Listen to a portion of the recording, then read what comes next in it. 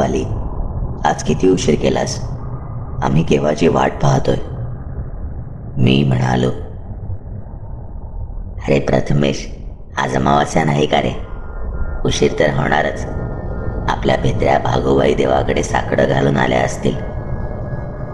आमच्यातला एक जण म्हणाला आणि ग्रुपमधील सर्वजण हसू लागले. कॉलेजच्या आवारात आमचा ग्रुप तिची वाट पाहत थांबला होता. दीपाली ही कोकणकडील भागात राहणारी मुलगी. हुशार असल्याने स्कॉलरशिप मिळवून पुढील शिक्षणासाठी शहरात आली होती. ती स्वतः आणि तिच्या घरचे खूप सुशिक्षित, पण देव आणि भूत या गोष्टींवर प्रचंड विश्वास. हिचा जन्म दीपावली दिवशीचा, म्हणून हिचे नाव दीपाली ठेवले होते. आम्हाला हसताना पाहून ती जरा रागातच म्हणाली, प्लीज कोणी थट्टा करू नका. तुमचा विश्वास नसेल या सगळ्यावर, पण माझा आहे. तुम्ही शहरात राहता, तुम्हाला विचित्र गोष्टींचा अनुभव फार कमी किंबहुना येतच नसेल, पण असल्या गोष्टी मी अगदी लहानपणापासून पाहत आले आहे. पुढे कोणी काही बोलणार तितक्यात लेक्चरची बेल झाली आणि आम्ही सगळे क्लाससाठी जायला निघालो. आमचा तो विषय तिथेच थांबला. पहिली सेमिस्टरची परीक्षा झाल्यानंतर दिवाळीसाठी म्हणून जवळजवळ पूर्ण 1 महिना सुट्टी मिळाली. सुट्टीला नेमके दीपालीच्या गावी कोकणात जायचे ठरले. बऱ्याच वर्षानंतर असे मित्रमैत्रिणींसोबत कुठे बाहेर जाण्याचा बेत ठरला होता. त्यामुळे आम्ही सगळेच उत्साही होतो. ठरल्याप्रमाणे दिवाळीच्या अगदी 2 दिवस आधी आम्ही कोकणात पोहोचलो. दीपाली राहत होती तो एक भला मोठा वडिलोपार्जित वाडा होता आणि वाड्याच्या आतमध्ये बरोबर मध्यभागी मोठे अंगण होते. एवढ्या भल्या मोठ्या वाड्यात पेशाने शिक्षक असलेले तिचे बाबा, आई आणि पणजी म्हणजे बाबांची आजी राहत असे. पणजीचे वय 90 पार होते, पण तिची तब्येत अजून खणखणीत होती. तिला सगळे माई म्हणायचे. आम्ही तिथे पोहोचल्यावर दीपालीने आम्हा सगळ्यांची ओळख करून दिली. नंतर आम्ही फ्रेश वगैरे झालो तसे तिने आम्हाला तो वाडाही दाखवला. अगदी प्रशस्त होता, पण माझे लक्ष गेले ते 2 बंद खोल्यांवर. त्या बाहेर भलं मोठं टाळं लावलं होतं आणि त्यावर बरेच लाल केशरी धागे गुंडाळले होते. आम्ही नुकताच आलो असल्याने मी दीपालीला काही विचारले नाही, पण नंतर मला लक्षात आले की माझ्यासोबत माझ्या मित्रांनाही त्याबद्दल खूप नवल वाटते.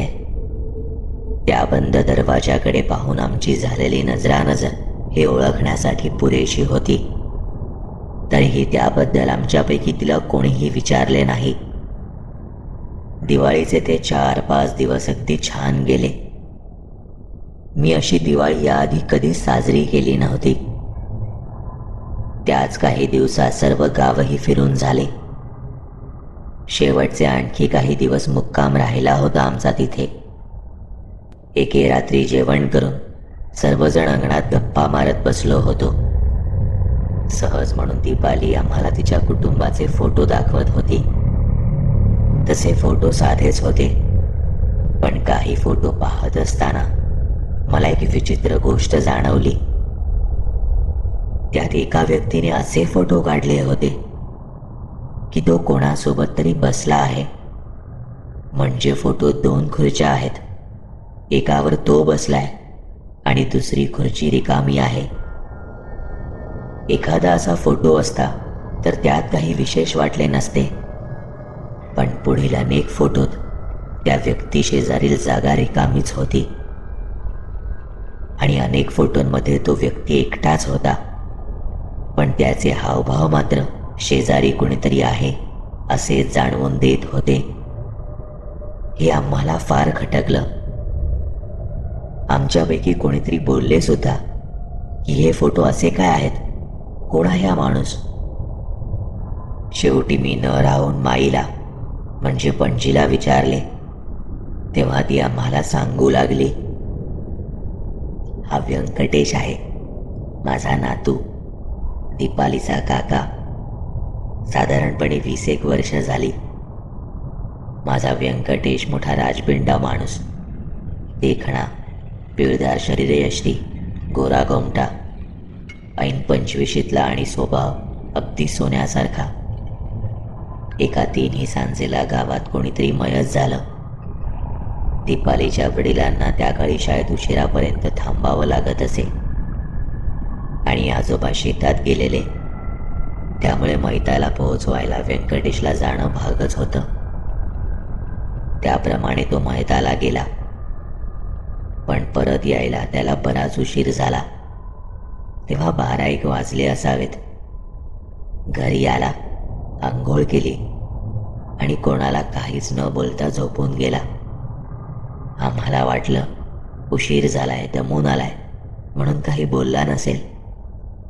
दुसऱ्या दिवशी सकाळी उठून माझ्या जवळ येऊन बसला आणि मला म्हणाला, अगं आजी, मी काल रात्री लग्न करून आलो सविता बरोबर.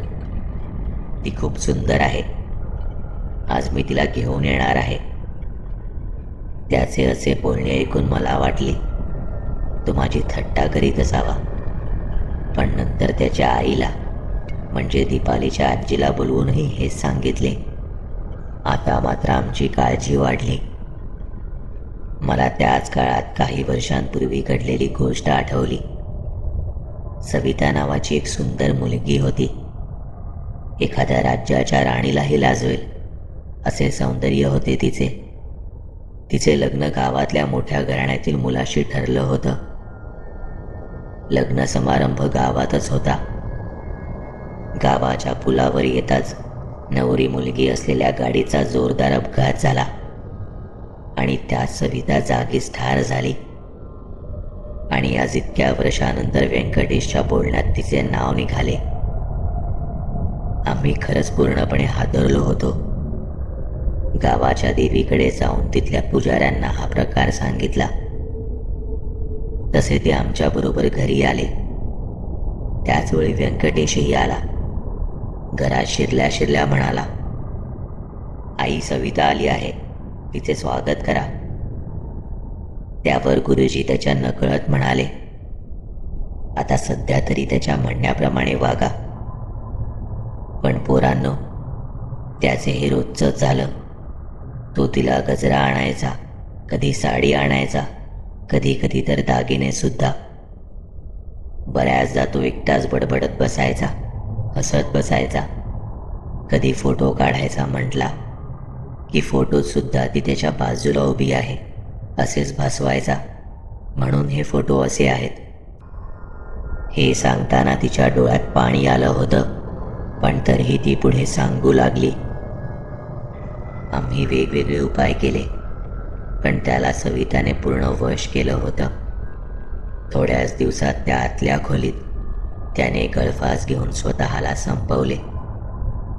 असं म्हणत तिने त्या बंद खोलीकडे बोट दाखवलं. आम्ही तिचे बोलणे ऐकत होतो. वाईट वाटणं साहजिक होतं. दीपाली तिला धीर देऊ लागली. तसे ती डोळ्याला पदर लावतच पुढे म्हणाली, हातातोंडाशी आलेला मुलगा नियतीने असा हिसकावून घेतला, पण काही दिवसानंतर तिथून पैंजणांचा शीळ घातल्यासारखे विचित्र आवाज येऊ लागले. म्हणून पूजा करून ती खोली गुरुजींनी कायमची बंद केली. त्या खोलीचे बंद असण्याचे कारण समजल्यावर मात्र आम्ही जरा दचकलोच. बराच वेळ सगळे शांत होते. आमच्यापैकी कोणी काहीच बोलले नाही. पण काही वेळानंतर राहुल म्हणाला,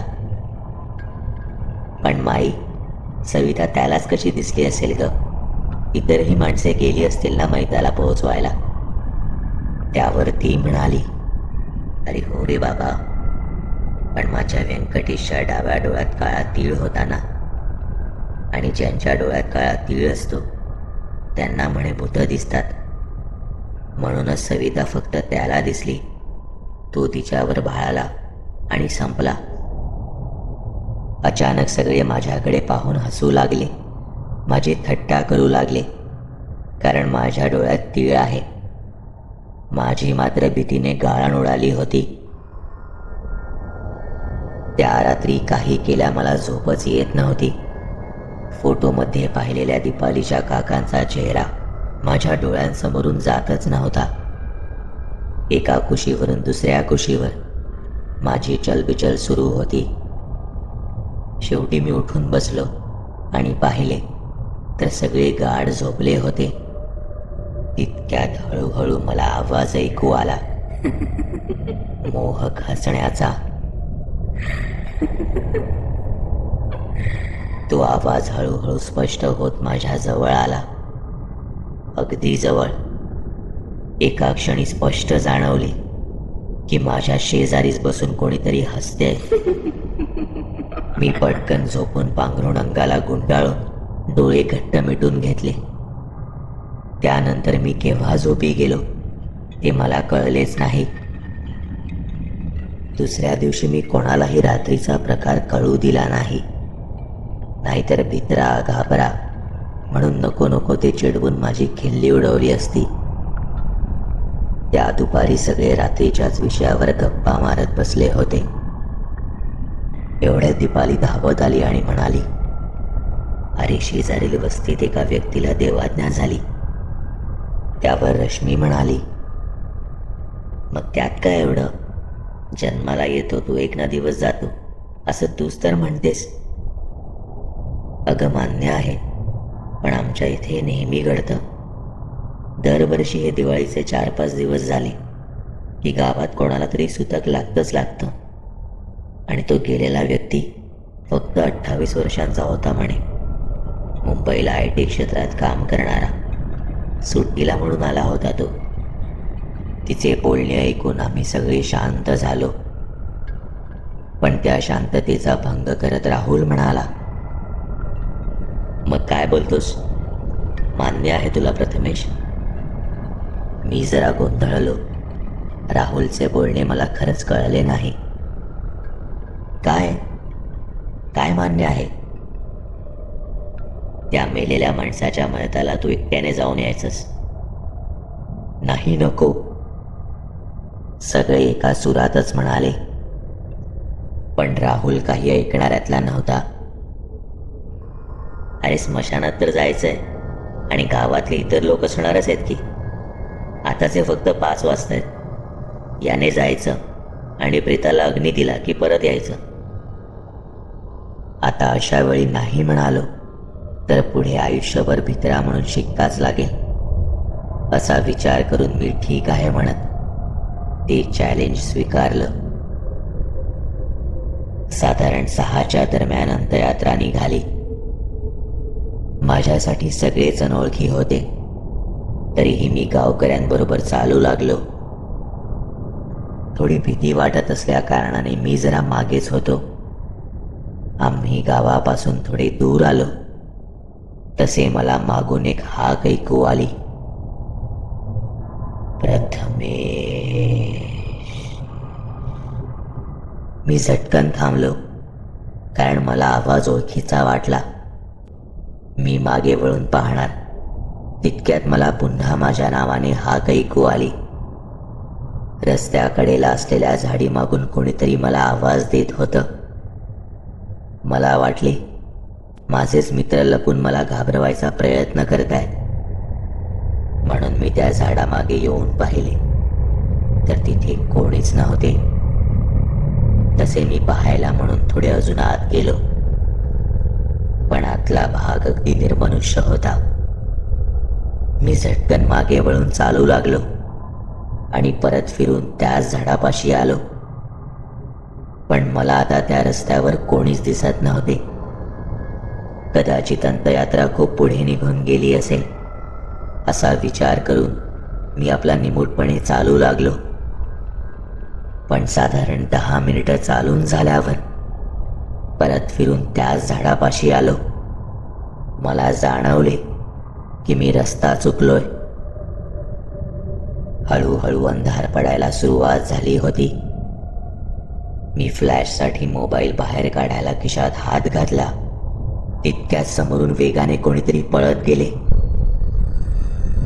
मी झटकन आवाजाच्या दिशेने फ्लॅश वळवला, पण मला कोणीही दिसले नाही. माझे हातपाय लटपटू लागले. हे चॅलेंज महाग पडणार असे मला वाटू लागले. एवढ्यात माझ्या कानामागून थंडगार वाऱ्याची झुळूक आली. मी झटकन मागे वळलो. काहीही विचार न करता मी धावू लागलो. मला हळूहळू लोक दिसू लागले आणि मी एकदाचा काय तो स्मशानात येऊन पोहोचलो. लोकांमध्ये आल्यामुळे मला थोडे हायसे वाटले. एव्हाना तिथे प्रीताला अग्नी दिला होता. मी स्मशानात आलोय हे मित्रांना दाखवायला म्हणून पटकन एक फोटो काढला. अंधार खूपच गडद होत चालला होता.